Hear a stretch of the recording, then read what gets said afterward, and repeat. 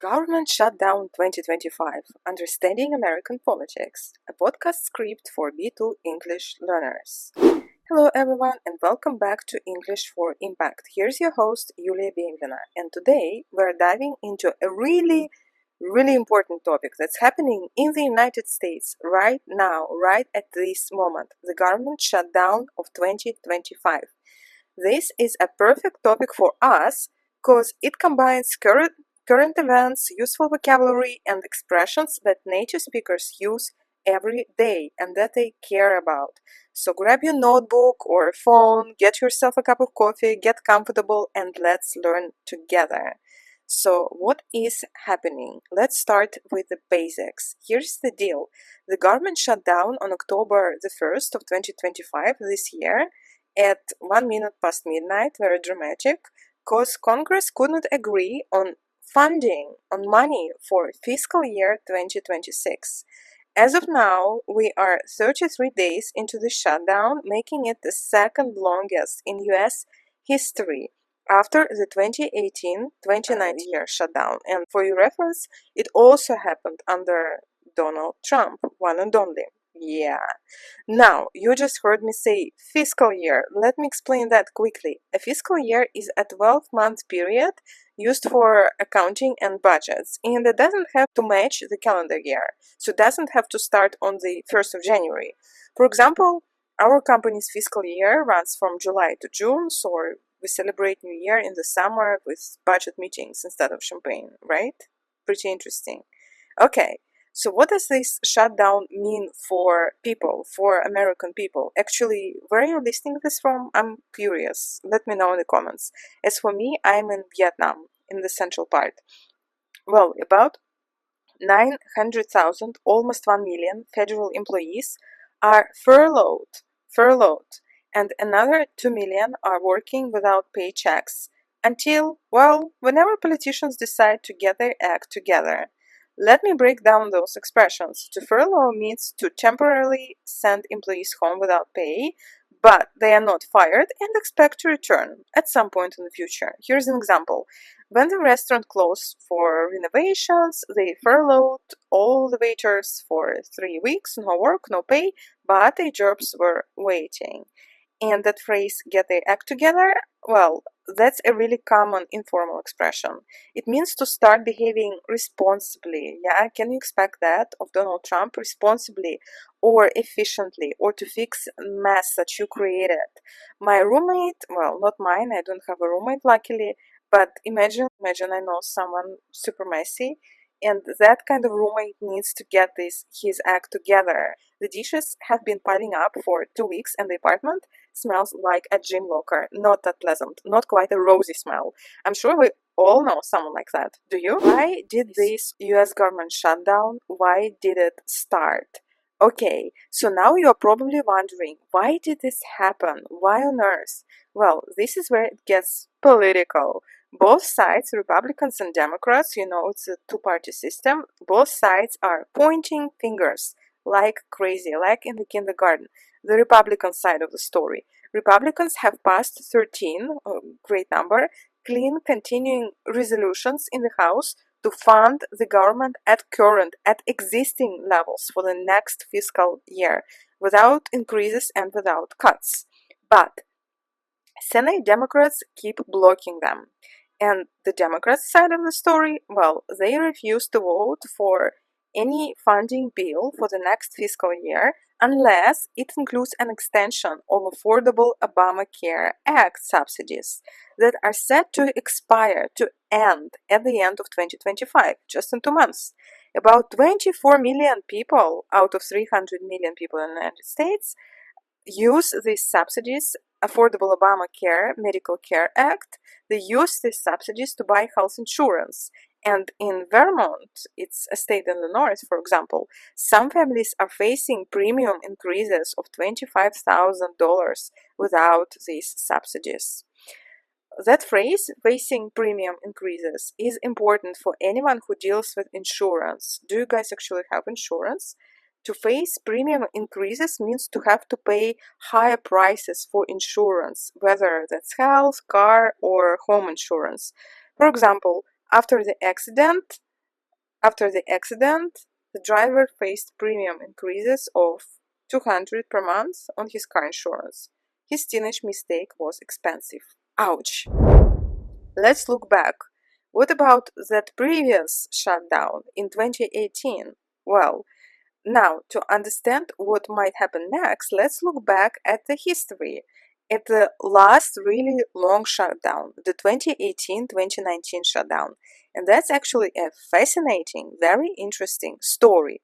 The cause why that one happened.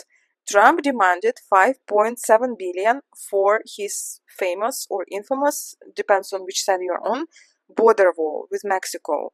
Democrats said no way, proposing to fund improvements to existing border security instead.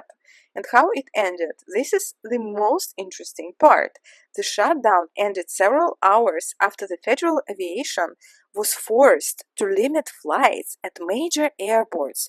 Cause, can you imagine? Because air traffic controllers were calling in sick in large numbers, massively.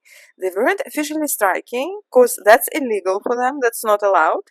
But they were working without pay before, and a lot of them got sick at the same time. Ha ha ha. Let me explain those two terms. To call in sick means to notify your employer you won't come to work because you are ill. For example, half the team called in sick the day after the Super Bowl. I think they had a case of too much partying rather than the flu. I love this one example. And to strike or to go on a strike means to refuse to work as a group to protest conditions or demand changes. French people like that. I've seen that. Usually, workers or unions do this. For instance, the factory workers went on a strike for better wages, or when I was in France, I couldn't take a train because train drivers were on a strike.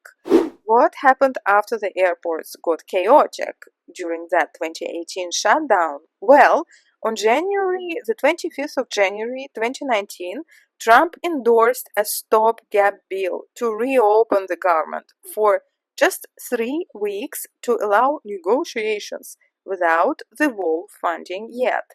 And on St. Valentine's Day, on the 14th of February, Congress passed a bill with only 1.4 billion for 50 miles of steel fencing, walling, way less than Trump wanted, way less. Trump then declared a national emergency to fund the wall anyways. The expression way less than is super common in everyday English. It means much smaller or fewer than or significantly less. Like, I thought a concert would cost $100, but tickets were way less than that, only 35. Lucky you. Alright, let's talk about the future. What could happen next with this one shutdown that we're facing at the moment? What could happen next this time around? First, let's look at the economic forecasts. Depending on the length of this government shutdown, the shutdown will reduce annual GDP growth by 1 or 2 percentage points between 7 billion and 14 billion US dollars in economic activity. That much will be permanently, forever lost and never ever recovered. That's a lot of money. So what are the possible scenarios? The first one, Democrats cave. They agree to reopen the government first and negotiate on what to do with affordable Obama health care subsidies later. The second scenario is that Republicans give in, and they include affordable Obamacare subsidy and extend them in the next funding bill for the next fiscal year. The third scenario is that a new crisis forces both parties to act. Something dramatic happens, like that airport chaos, and forces both sides to the table. This time around, we have snap crisis. We will discuss that just in a sec, and that might be the trigger. Another scenario, the fourth one, that it just continues. Both sides just carry on, and we break the 35-day record. Right now, this seems disturbingly possible. That fourth option is actually pretty scary, right? Let's hope they figure something out soon. Now, there is one program that really is at the heart of this crisis, and that is SNAP, Let me tell you about that. The basics about SNAP, or the abbreviation stands for Supplemental Nutrition Assistance Program. It was formerly called food stamps, but now it's considered not very polite. It's the largest federal nutrition program, with spending totaling almost 100 billion US dollars in 2024. The benefits per person average 187, almost $200 per month per participant. So that's just a few dollars per meal per person per day. Who gets it and how to qualify to receive this aid? This help. To qualify, a household's gross monthly income must generally be at or below 130% of the poverty line.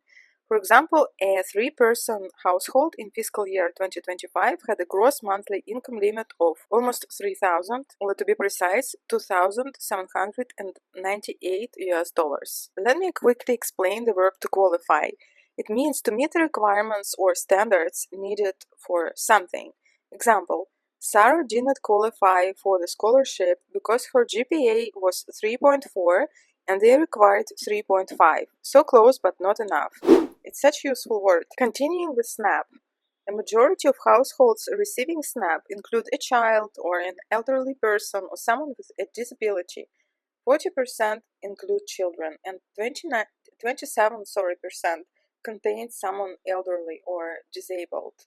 The way it works is that people apply to receive this help through the state's Department of Social Services by mail or in person, and then they undergo an interview, and when approved, they receive an electronic benefit transfer (EBT) that works like a debit card.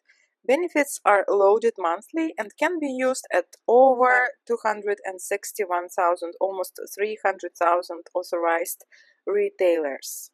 You can't use SNAP for alcohol, cigarettes, vitamins, household supplies, or hot prepared foods. Just the basics. The economic impact. Every dollar of SNAP generates 1.54 in economic activity, because families immediately spend it at grocery stores, supporting local economies. So why does SNAP matter so much right now during the shutdown? Well, on the 16th of October, the USDA told states to hold issuing November benefits, stating there would be insufficient funds to pay the approximately 42 million recipients. SNAP costs about 8.3 billion per month. And while there is a 5 to 6 billion contingency fund, the Trump administration initially refused to use it. A contingency fund is emergency money saved for unexpected problems or crises. Here's an example.